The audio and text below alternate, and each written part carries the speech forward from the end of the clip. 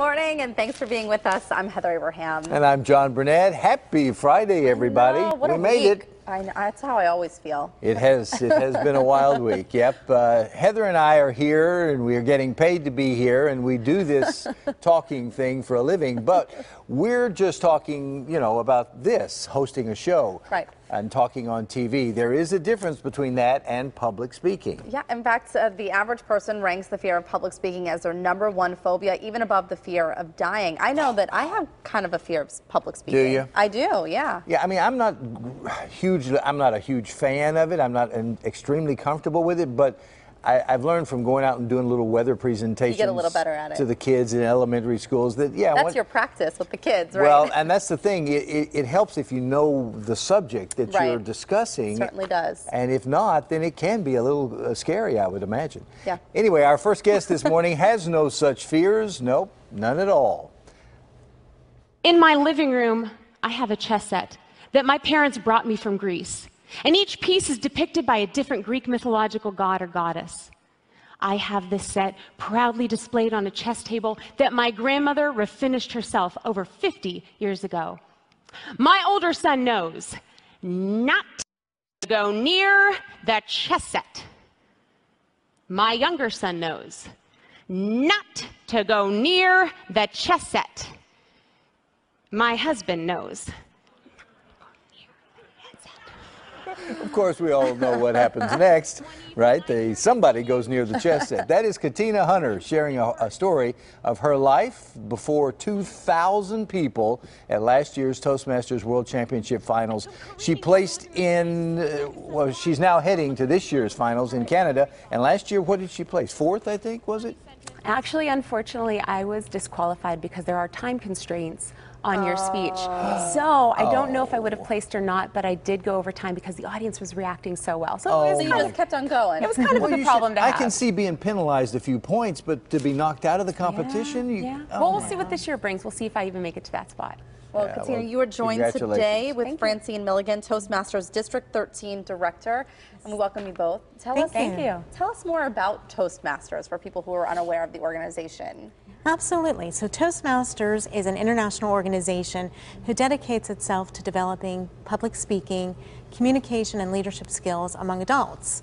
It is an organization that is in 142 countries with over 332,000 members in its base. Here in Pittsburgh, we have 87 clubs and over 1,500 members that make up our District 13. And how old is the organization, Francine? The organization is approaching its 95th anniversary. Oh, wow. Our district, I am proud to say, this year is celebrating its 75th anniversary as a district within Toastmasters organization. Oh, that's very cool. And go ahead. Well, I was just going to ask, how did you even get involved in it? What kind of brought you to the organization? Whenever I would public speak, speaking in front of anybody, large groups, small groups, didn't matter even if I knew the subject. Yeah. It would be this uncontrollable roller coaster ride. So when you're on a roller coaster, you're going up the hill and you're thinking, I hate this, oh my gosh, I hate this. And then you go through the whole ride and you get off and you're like, oh my gosh, I can't wait to do that again. Yeah. That was me with public speaking.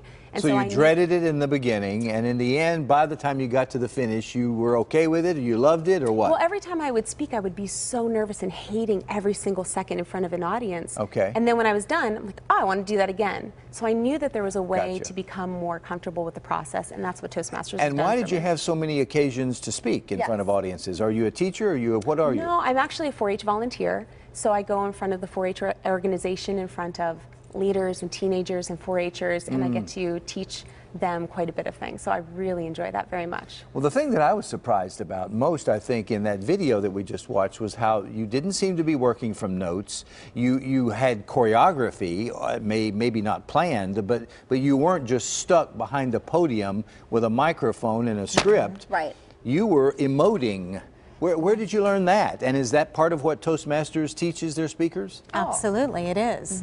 We learn in Toastmasters, first and foremost, the goal is to not be able to use your notes. So you work through 10 different speeches in the beginning when you join Toastmasters to help you learn how to organize your speech, how to structure that speech, how to use vocal variety and gestures. And as you progress, you also add in things like the staging that you saw Katina do in her speech, where she is utilizing the stage to emphasize certain points of her speech. And is some of that, is that impromptu, or is that already, is that pre-programmed? Everything that I do, and each speaker is different, but in my personal speaking style, everything, every word, every pause is completely programmed. And then the hard part is working your way backwards to make it seem impromptu. No, that did not look pre-programmed. That was very pre-programmed. Oh my God. Good, I'm glad you thought that. Thank you. Wow. So what would be your tips to people who maybe have to give corporate speeches or do something like you do? When you're in the middle of that speech, when you're talking to a group of people and all of a sudden you start to feel the beads of sweat and the panic is setting in and there's no turning back, what kind of tips do you give to those folks? There is nothing more important than the power of the pause. If you feel yourself getting nervous and you feel yourself losing your thoughts and your train of thought, pause. Take a moment to collect yourself. To your audience, it looks like you're being thoughtful and that you're considering very carefully your words. They have no idea that you've completely forgot what you wanted to say next. And that you're sweating bullets. They have no idea that you are thinking, oh my goodness, I just lost my next thought. By pausing, it gives you time to collect yourself. You come across more polished and poised and very thoughtful and contemplative over your next words to your audience. What if you lose your place? That's that okay. happens all the time. It does. All the time. And the best way... That's okay? It is, because you know why?